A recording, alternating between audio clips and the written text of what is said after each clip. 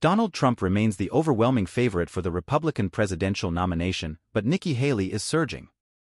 If the former president shows any signs of weakness when voting begins next week, her long-shot bid could become a real threat.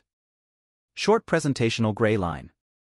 On a snowy morning in Iowa this week, in the middle of an Irish pub, Republican presidential candidate Nikki Haley was giving her stump speech, a tight 13 minutes on spending cuts, education reform and a secure southern border. At the heart of her pitch was this: a Haley presidency would be a return to normalcy, a drama-free alternative to the current frontrunner, former President Donald Trump. "Don't you want that again?" "Because we could have that again," she said. The line won the loudest applause of the morning from the 100-odd voters who had braved the icy roads to hear her speak in Waukee, on the edge of the state capital Des Moines. 11 months into her candidacy, Ms. Haley, 51, seems to finally have the wind at her back. Heading into the Iowa caucuses on Monday, the first contest in the 2024 Republican race, the former South Carolina governor has claimed a series of well-timed victories, consolidating support from deep-pocketed donors, racking up endorsements and steadily advancing in the polls.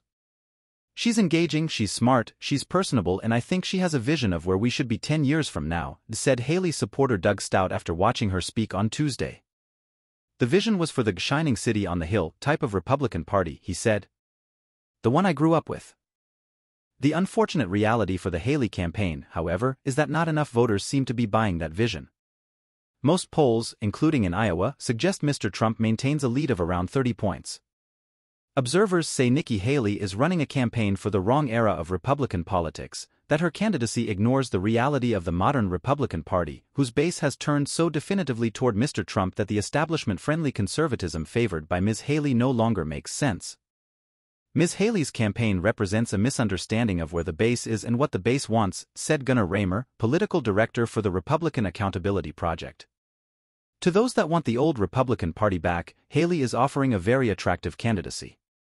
But there aren't enough Republicans out there who do. Republican presidential candidate and former UN Ambassador Nikki Haley speaks during a campaign event at Mickey's Irish Pub on January 9, 2024 in Waukee, Iowa. Image source: Getty Images. Image caption: Nikki Haley made her pitch to voters in an Iowa pub on Tuesday. So what exactly is her game plan? Ms. Haley's allies say both privately and publicly that she is playing to win. They insist that as the field narrows and Ms. Haley becomes the clear alternative to Mr. Trump, she will pull ahead, propelled by moderates and a growing swathe of Republican voters who have tired of the former president or are concerned about his chances in the general election. In Iowa, Ms. Haley looks poised to swipe the second-place spot from Florida Governor Ron DeSantis. At a Wednesday evening debate between the two, Ms. Haley strained to position herself as Mr. Trump's sole rival. "I wish Donald Trump was on this stage.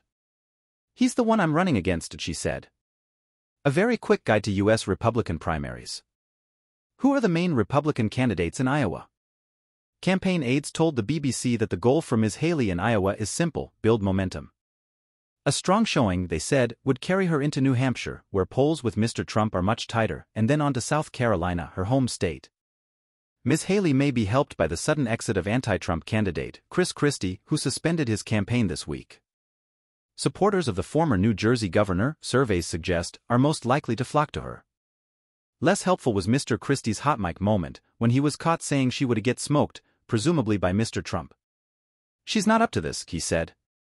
Republican presidential candidates Florida Governor Ron DeSantis and former UN Ambassador Nikki Haley participate in the CNN Republican presidential primary debate in Chieslow Auditorium at Drake University on January 10, 2024 in Des Moines, Iowa. Image source: Getty Images. Image caption: Ms. Haley seems poised to overtake Ron DeSantis for second place. Longtime observers counter that Ms. Haley has a knack for defying expectations. "If you look at her career, a lot of people have underestimated her and a lot of people have been wrong," said Randy Covington, a veteran journalist from South Carolina. Even her critics acknowledge that she is a master of retail politics, the door-knocking and handshaking that delivered her to the State House in 2005. She stunned her own party in the primary by unseating Larry Kuhn, then the longest-serving member of the House. At the time, Ms. Haley had no political experience and was a bookkeeper for her family's clothing shop. Nearly 20 years later, the state representative-turned-governor-turned-UN ambassador still likes to introduce herself first as an accountant. She points out that she is a mom of two, the wife of a combat veteran and the child of Indian immigrants, running to make her family proud. In televised debates, in pancake houses and town halls, Ms. Haley pauses mid-speech for a smile and pointed eye contact. She's a down-home American hard at work for your vote.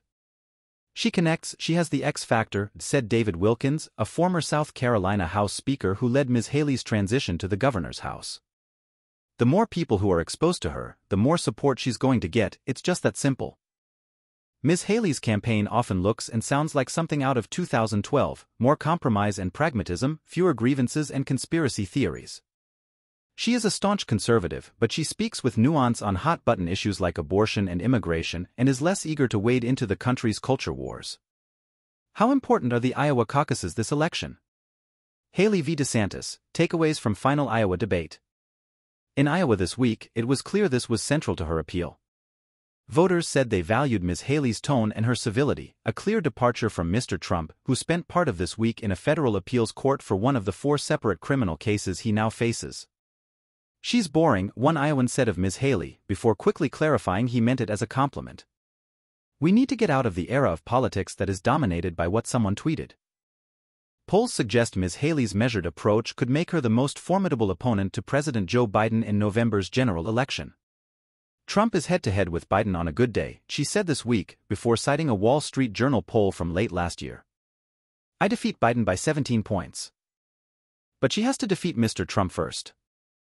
This is still the party of Donald Trump, until the Republican Party says otherwise," said Jimmy Centers, an Iowa Republican political consultant. Republican presidential candidate former UN Ambassador Nikki Haley waves as she arrives to a campaign event at the Olympic Theater on January 11, 2024 in Cedar Rapids, Iowa. Image source: Getty Images. Image caption: Ms. Haley has cast herself as Mr. Trump's main rival. At least one-third of Republican primary voters are thought to be in the Always Trump camp, a group both devoted to the former president and repelled by the establishment politics embodied by Ms. Haley. "I think she's just more of the same and Trump isn't," said Mike Williams, an Iowa resident. "I want someone who's a bit of an outsider."